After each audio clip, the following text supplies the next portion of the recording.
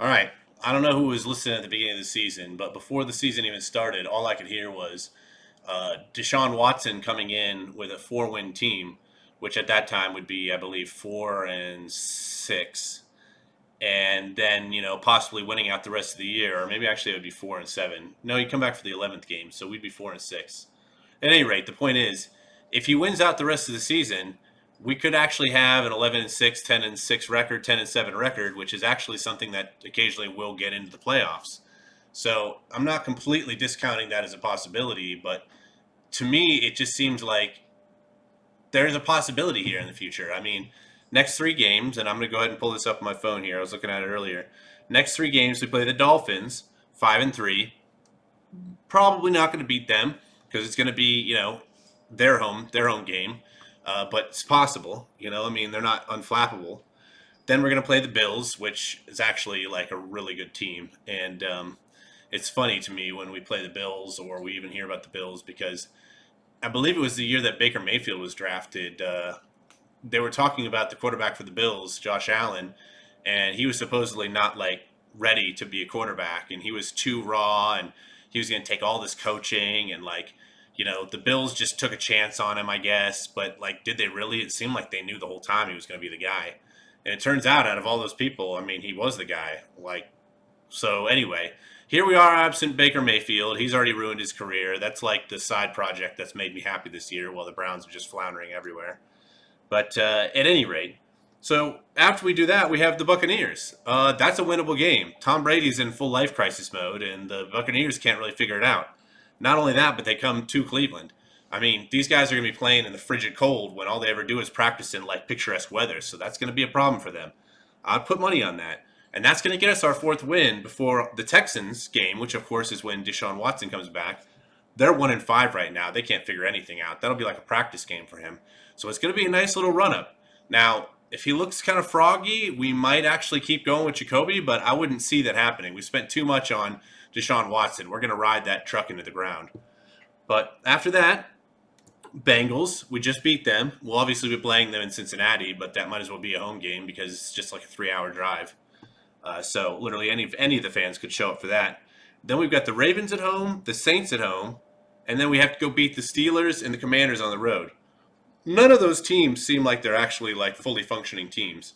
So I don't know. I mean, obviously the Ravens are good, but if they're playing us at home, and we almost had their number this last time around. Unfortunately, our quarterback wasn't quite there, but we'll have Deshaun Watson at that point, which we're assuming will be some major upgrade. And in all this mix, it was supposed to be like all week they were talking about Kareem Hunt maybe being traded to some other team if we lost this game, but now we won this game, so I guess he's sticking around. But you saw at the end there, we stuck in Dearness Johnson, and he looked every bit as good as Kareem Hunt. So like, let's get this guy out of here and just get something in our team that's worth having. I mean, we've got plenty of needs, plenty of people who've been injured all year, plenty of things that we really could polish up on. I mean, our receiving core is still pretty scant. We have, Peoples Jones does this thing every now and then, and Amari Cooper has been amazing.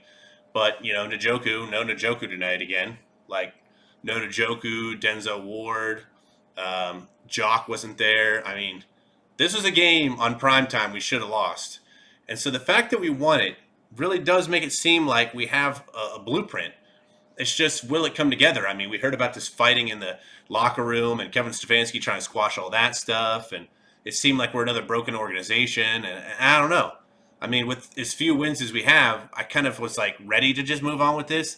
I haven't made a video in a few weeks because I'm not really sure what to say. Like, we thought this might be a rebuild year. We thought that next year might be the Deshaun Watson saves us year. But like, we started out pretty decent, and then there's always just these problems every game. I mean, that's Browns football. We just lose in the last minute every single time for no reason at all, or we do something really stupid. And Jacoby Brissett's out there trying to do his best. I think if he was with the team for several years, he'd actually be a pretty good starting quarterback. But he gets traded all the time, and he's always thought of as a backup. And this year he's doing pretty good, but he's making these random mistakes. Today he threw an interception, but luckily he did that earlier in the game so that he was able to, move on from it and have a solid offense. Like I said, Chubb just runs all over the place, though, this dude. But anyway, encouraging. If you saw this game and you felt anything other than encouraging, then you weren't watching the same game. This is maybe like one of the games that, you get a year. You get maybe like two of these every year with the Browns where they actually do something like you would expect them to do. And you can just sit there and relax and watch it. I mean, I was still biting my nails all the way up until like a minute left. But, some part of me was like, oh, 2 minutes left. Let's score it again. I know it's a stupid idea, but like, let's just keep showing everybody how good we are right now. Remember how good the Bears looked? Like, what was that, last Monday or something like that? And they just went out there and they looked like, I mean, Justin Fields is the most, like, it's like the worst quarterback rating in the entire league, and he goes out there and just balls out. And all of a sudden, everybody was like, whoa, whoa, okay. Justin Fields just grew up all of a sudden. In this last game, he did all right, I mean, probably coming off that success, but that's what we need in Cleveland. We need like a game or two where we really just look like we know what we're doing. And we'll just keep riding that high. I mean, people will just buy into it and we'll start doing the right thing. Until then, I don't know. It's like a crapshoot every single week. But luckily, when you play on Monday, you have, almost a full week off. It's not like playing on Sunday and playing again on Thursday or something. Obviously, we have a bye, so like it's even better for us.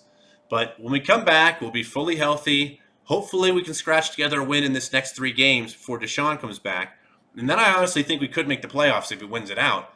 Very winnable games after that. It's just really, is he there? We saw him in the preseason. He didn't look like he was there. He hasn't really had all those first team reps. I don't know. I'm optimistic. I mean, I got to be as a Browns fan because what else do I have?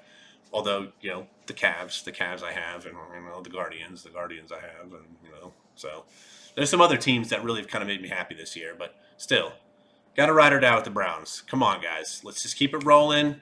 Let's keep everybody getting healthy. Let's take this week off and really just get everything settled down because another couple wins, another win in the next 3 weeks, maybe 2 wins.